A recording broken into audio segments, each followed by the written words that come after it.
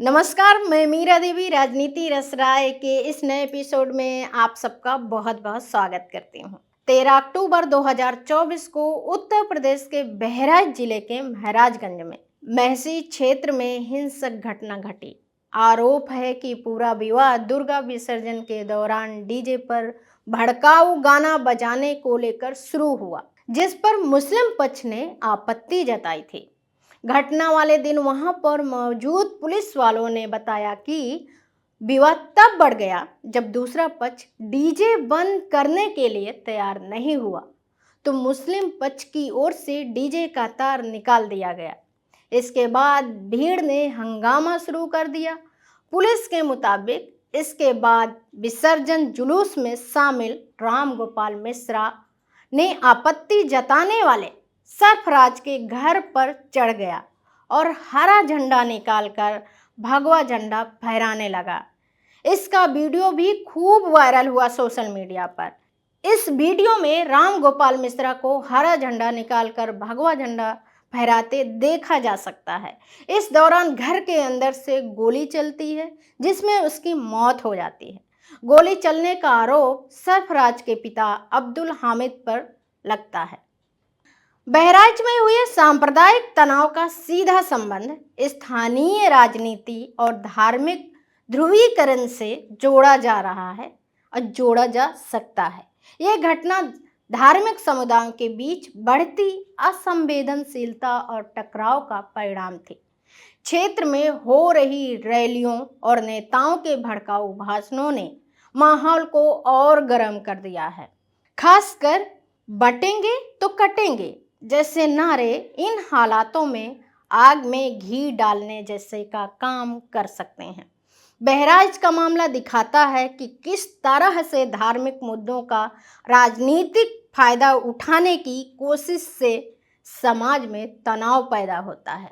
सत्ता पार्टी के बड़े नेताओं ने आने वाले चुनावों की जीतने की तैयारी को जातिगत राजनीति को धार दे दी है। नए नए नारे बनाए गए हैं, जो अब नेता अपने कई भाषणों में इन नारों का जिक्र करते हैं। जैसे मुख्यमंत्री योगी आदित्यनाथ ने जन्माष्टमी के मौके पर दिए भाषण में कहा कि अगर हम बटेंगे तो कमज़ोर हो जाएंगे, इसलिए एकजुट रहना है। इसके साथ ही उन्होंने बांग्लादेश का उदाहरण देते हुए कहा कि हमें वहां जैसी गलतियां नहीं दोहरानी चाहिए। आप देख रहे हैं ना, बांग्लादेश में देख रहे हो ना, तो वो गलतियां यहां नहीं होनी चाहिए। बटेंगे तो कटेंगे, एक रहेंगे तो नेक रहेंगे, सुरक्षित रहेंगे और समृद्धि की पराकाष्ठा को पहुंचेंगे। हमें विकसित भारत की संकल्पना को साकार करने के लिए कार्य करना है।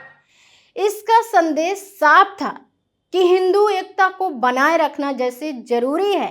प्रधानमंत्री नरेंद्र मोदी ने भी इसी तर्ज पर महाराष्ट्र की सभा में कहा कि बंटने वाले हमें कमजोर करना चाहते हैं। इसलिए दोनों ही नेताओं का संदेश था कि हिंदू एकता और राष्ट्रवाद को बचाए रखना उनकी प्राथमिकता है।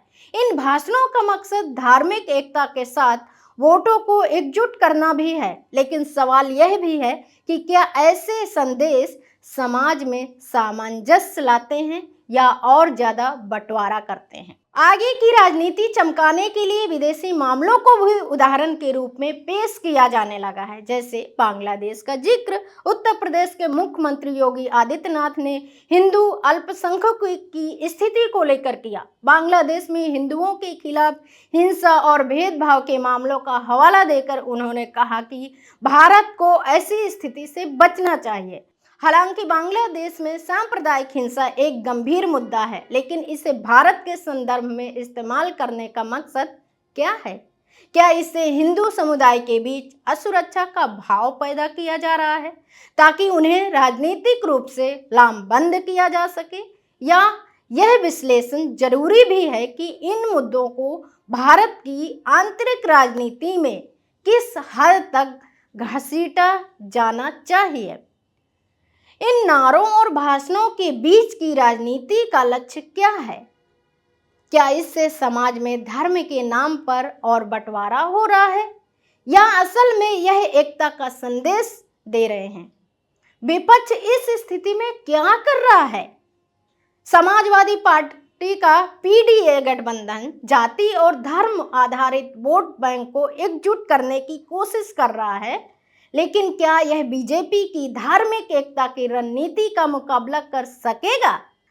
सत्ता वाली पार्टी जातिगत राजनीति और हिंदू एकता की नीति एक और वोट बैंक मजबूत कर सकती है, लेकिन इसका सामाजिक असर गंभीर हो सकता है। इससे सामाजिक तनाव बढ़ सकता है, जिसका उदाहरण बहराइच जैसी घटनाएं हैं। साथ ही बांग्लादेश जैसी बाहरी समस्याओं को भारत की राजनीति में लाने से देश में असुरक्षा का माहौल बढ़ सकता है। तो इस मुद्दे पर आपके क्या विचार हैं? कमेंट करके जरूर बताइएगा। तो अभी के लिए बस इतना ही। अगली बारी मैं फिर आऊंगी एक नए मुद्दे के साथ। तब तक के लिए नमस्कार। खबर लहरिया, आपकी खबर आपकी भाषा।